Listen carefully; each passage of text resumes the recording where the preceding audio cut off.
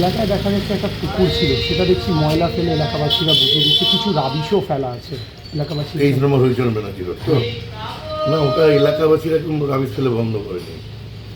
তৃণমূলের জমানায় 2011 সালের পর থেকে আমরা যখন ছোটো ছিলাম, আমি তো এই পাড়ারই বাসিন্দা।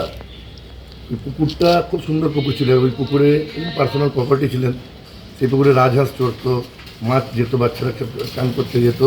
আমরা তখন ছোটো, অনেক ছোটো, এই পাড়ারই বাসিন্দা আমরা। হঠাৎ করে তৃণমূল আসার পরে ওই পুকুরে তা বিক্রি হয়। কীভাবে বিক্রি হয় না বিক্রি হয় আমাদের জানার কথা না, আমরা জানিও না। কিন্তু তারপরে দেখলাম কিছুদিনের মধ্যেই পুকুর থেকে রাবিশ গাড়ি গাড়ি করে রাবিশ, সেটা এখন ছবিতেও দেখা যাচ্ছে, রাবিশ পড়ে আছে। তারপর তো এবার যেটা হয় আশেপাশের কিছু ওই ময়লা ফেলার দীর্ঘদিন গাড়ি আসে না, সেই রাস্তা না, ওই জন্য হয়তো সাধারণ মানুষ ওর মধ্যে রাবিশ ফেলে দিচ্ছে, ওই তোমার ময়লা ফেলে দিত। কিন্তু এরকম কোনো ব্যাপার নেই, সাধারণ মানুষ রাবিশ ফেলে ওটাকে বন্ধ করে। পুকুর বন্ধ আপনারা খোঁজলেন, আপনারা সাংবাদিক তো, আপনারা খোঁজলেন, আপনারা নিশ্চয়ই জানতে পারবেন যে কে ওই পুকুরটা কিনেছে, তার পিছনে কোন নেতা জড়িত আছে, কোন নেতার সংস্পর্শে এসে জড়িত, কোন এমপি এসে বাদদাল খেয়ে গেছে তার বাড়িতে, খবর নিন না, সব জানতে পেরে গেল। সাধারণ মানুষ চুপ করে বসছিল, বলতে পারেন পুকুর বুঝিয়ে দেওয়া পর্যাবরণের সাথে তো একটা খেলোয়াড়। হ্যাঁ, খেলোয়াড় তো। আপনি দেখতে পাচ্ছেন না আজকে জল জমে যাচ্ছে কেন এখানে রাস্তায়, পুকুরগুলো ইলিগালভাবে সমস্ত। আপনি বেলুর অঞ্চলে খবর নেবেন না, এই যে ইলিগাল বিল্ডিং পর দাঁড় করিয়ে যাচ্ছেন। আমি তো আপনাদের সংবাদ মাধ্যমের মাধ্যমে দেখতে পাচ্ছিলাম।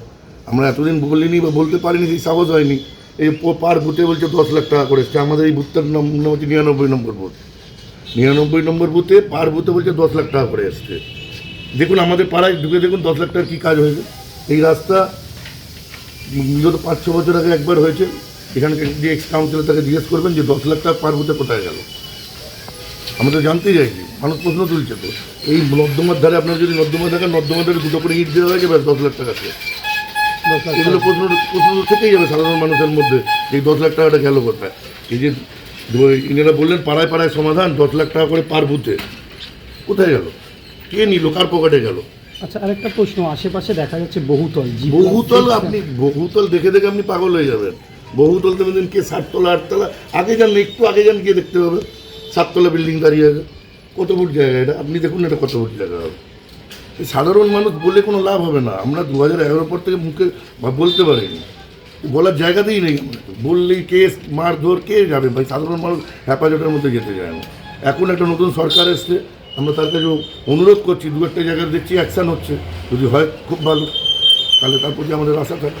আপনার নাম? আমার নাম প্রদ্যুৎ ঘোষ, 99 নম্বর। এই যে বুথে আপনি দাঁড়িয়ে আছেন, এই বুথেরই বাসিন্দা।